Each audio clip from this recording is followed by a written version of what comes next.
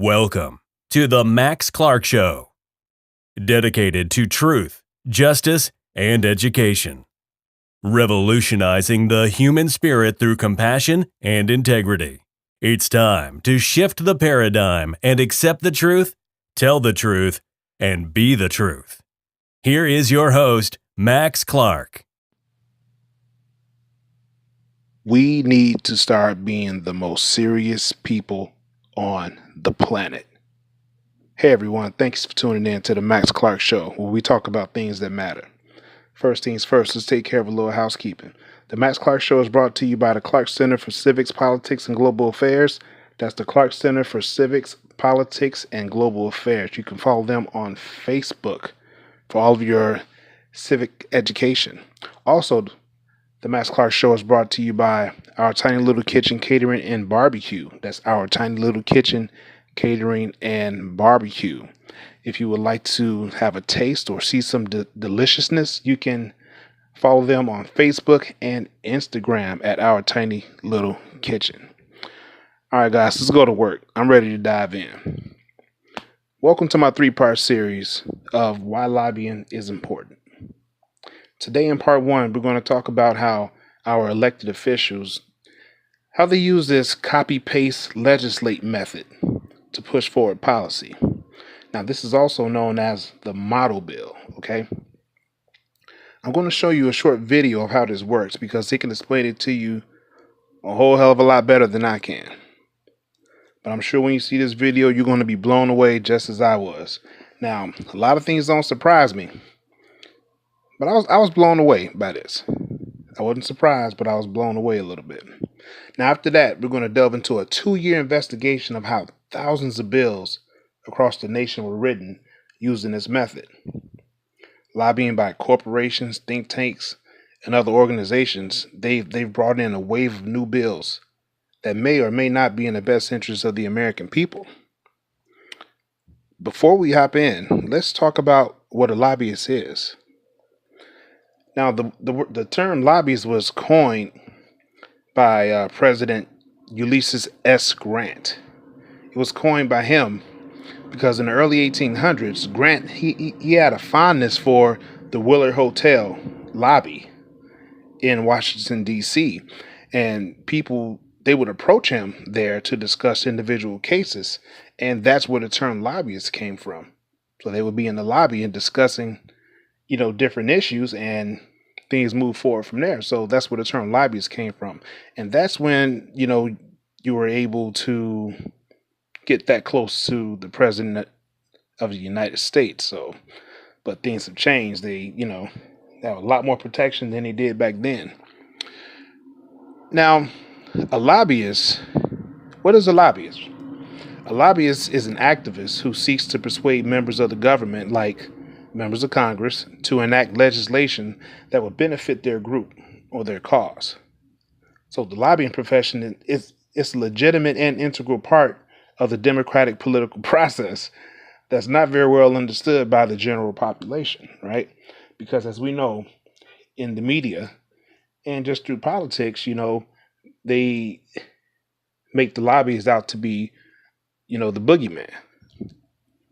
Now, the National Conference of State Legislatures, they define lobbying as a citizen's right to speak freely, to impact decisions, and petition the government. As a matter of fact, the U.S. Constitution demands that we as citizens lobby the government. It's in the Bill of Rights. It's in the First Amendment. And it reads as follows. Congress shall make no law respecting an establishment of religion or prohibiting the free exercise thereof, or abridging the freedom of speech or of the press, or the right of the people to peaceably assemble. Now, the First Amendment, that's usually where everybody stops. Everybody stops at, the right to assemble. But I never understood why they stopped there. There's one more line to the First Amendment, and it says, and to petition the government for a redress of grievances. And to petition and to petition the government for a redress of grievances. So when you petition the government, that's called lobbying. That's what lobbying is. and that's in the First Amendment. That's in the Bill of Rights. While most people think of lobbyists as only like paid professionals, there's many. Believe it or not, there are many lobbyists who are volunteer lobbyists. I find it hard to believe myself, but there are volunteer lobbyists out there. Now, anyone who petitions the government or contacts their member of Congress to voice an opinion is functioning as a lobbyist.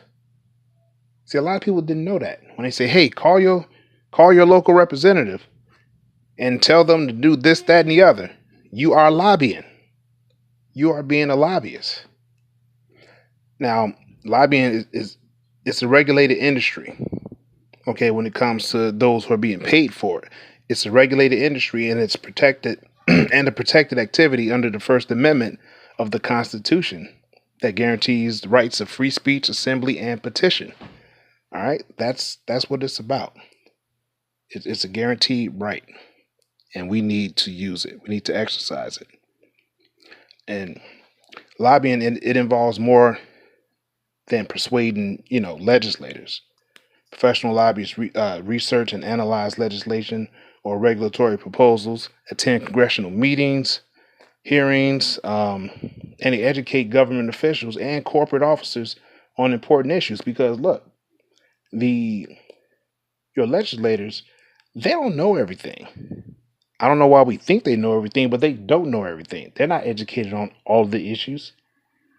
Only until you bring the subject up and educate them on it. Other than that, they don't know all the issues that's going on, or even the issues that they put forth. And that's what we're going to delve into a little later. Lobbyists, they also work to change public opinion through advertising campaigns or by influencing opinion leaders. Okay, so it's a lot of work that goes in there. It's advertising campaigns, that's propaganda. Okay, so lobbying, it's a lot that goes into it, especially when you're being a paid lobbyist. Okay, now you'll have a lot more influence being a paid lobbyist as opposed to being a citizen lobbyist. But you know what? I think we can change that. And I think it will change soon enough once we, the people, realize that we have the power. All right. Who do lobbyists work for? That's a good question. Who do lobbyists work for? Well, lobbyists represent just about every American institution and interest group. They represent labor unions, corporations, colleges, universities, churches, charities, environmental groups, senior citizen organizations, at the state, local, and foreign governments. So lobbyists, they're out there putting in work, whether we like it or not, whether we like the cause or not, they're out there putting in work. So different industries spend big money, big money on lobbying. So of course we know pharmaceutical companies, they spend millions on lobbying. Insurance companies, electric utilities, business associations, oil and gas, just to name a few, that spend millions upon millions of dollars to persuade our lawmakers to go a certain way, to either support a bill or kill it. Now, I know some of you probably thinking, how do I become a lobbyist? Is there any background? Is there any training needed to become a lobbyist? Well, yeah, lobbyists they come from all walks of life. Most are college graduates, and many have advanced degrees. Many lobbyists begin their careers working on Capitol Hill in a congressional office. All right, lobbyists they should have strong communication skills and knowledge of the legislative process as well as the industry that they're representing. So, in other words, if you're going to be a citizen lobbyist, you have to know the subject that you're talking about. You have to know that cause inside and out. You can't go to that, congressional office and say, I want to do this because, no, you have to be clear. You have to be concise about what you want, why you want it, and why they should vote for it or not vote for it. All right. And besides communication skills, there's no formal training to become a lobbyist.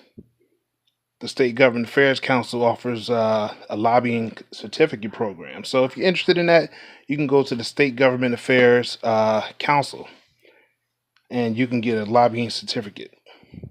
That's pretty cool. A lot more people should think about that. Should really get into it. It's not just for the corporations and the rich to go and lobby the representatives that we pay with our tax dollars. We pay their salary, and they're making 2, 3, 4, 5, 10 times more than we're making. But we don't have a say in what goes on in this country, but the corporations and the rich do. We have to understand that we have the power. We have the power. So it's the certificate program is a continuing education program which helps those of all skill levels improve their knowledge of the legislative process and lobbying profession. Many lobbyists they get their experience while in college or interning on Capitol Hill. Now, do lobbyists need to be registered? Since 1995, the Lobbying Disclosure Act, or the LDA, has required individuals who are paid for lobbying at the federal level to register with the Secretary of State and the Clerk of the House. Lobbying firms, self-employed lobbyists, and organizations employing lobbyists must file regular reports of lobbying activity. How many lobbyists are there in Washington, D.C.? That's a good question. How many lobbyists are there in Washington, D.C.? Well, there are about 9,700 registered lobbyists at the state and federal level. That's almost 10,000 people sitting there going to Washington, D.C. and at the state level, and they are lobbying. Those are the ones that are getting paid, but they're lobbying. And when we get a lot of bills that are being passed, especially at the state level, it's because of the lobbyists. If anybody remember the Stand Your Ground law, that wasn't federal, that was state. That was state. And that was because of the lobbyists. Lobbying got that passed, the Stand Your Ground law. Final question that we're going to answer. And that is, what restrictions are there on gifts by lobbyists to members of Congress? Because I think that's a good question, because when we see how they sway or persuade our congressmen and congresswomen to vote a certain way, it's usually because, they're getting trips, flights on private jets, gifts, just all kinds of things that they shouldn't be getting because it's their job to legislate and move forward with policy. But we all know how that works, right? So the general rule provision states that a member of Congress or their staff may not accept a gift from a registered lobbyist or any organization that employs lobbyists. I'll say that again. The general rule provision states that a member of Congress or their staff may not accept a gift from a registered lobbyist or any organization that employs lobbyists. The term gift covers any gratuity, favor, discount, entertainment, hospitality, loan, or any other item having monetary value. So, pretty much, lobbyists aren't able to do anything but go and present the case. And I think that that's how it should be. In reality, that's not how it is. That is definitely not how it is. And we see that daily, every year.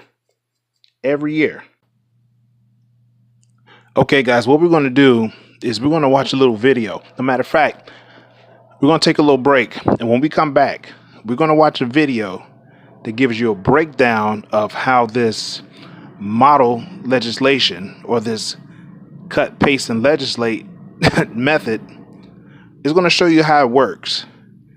And this is going to segue into part 2, into what goes on behind the scenes with over 10,000 bills being passed across the nation through all 50 states that was part of this program, this model billing, or this cut, paste, and legislate method. All right. So what we're going to do, we're going to take a little break. We'll be back right after this. Tune in to the Max Clark Show, Tuesdays at 7 p.m. Don't forget to hit the like and share button. Follow the Max Clark Show on Facebook and Instagram, and subscribe to the Max Clark Show 747 on YouTube. All right, guys, we're back. Welcome back to the Max Clark Show, where we talk about things that matter. Now, as promised, I'm going to play this video for you. It's only about 2 minutes and 30 seconds, but what I want you to do after you watch it, I want you to share this with your family and friends and ask them if they knew this, if they knew about this whole lobbying scam that's been going on. Now, lobbying is not all bad. You have bad apples in the bunch, but all of them aren't bad. Some are working for the good of the American people. But just watch this. And when you go to the polling booths next election, you'll be better educated on who's doing what in your state, local, and federal government. All right, guys. So as we play this video, keep that in mind. Share it with your friends and family. Hit that like button, the thumbs up button, hit that subscribe button, and make sure you hit that bell so you can find out when part 2 is coming up. When part 2 is coming up, you'll get that notification once you hit that bell, and you can chime right in. All right, guys, as always, love somebody, but more importantly, love yourself. Let's stay civically involved. Let's stay civic minded, and just stay educated on the issues. Your state representative. It might be the state senate, house, assembly, whatever you call it. The representatives are supposed to represent you. They write the bills. They debate bills. They vote on the bills. For you.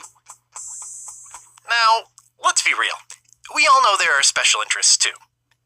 Big donors, powerful companies, unions. Lots of groups want to say about what bills get passed. You probably knew that. But what you might not know is how they have a say in what bills even get written.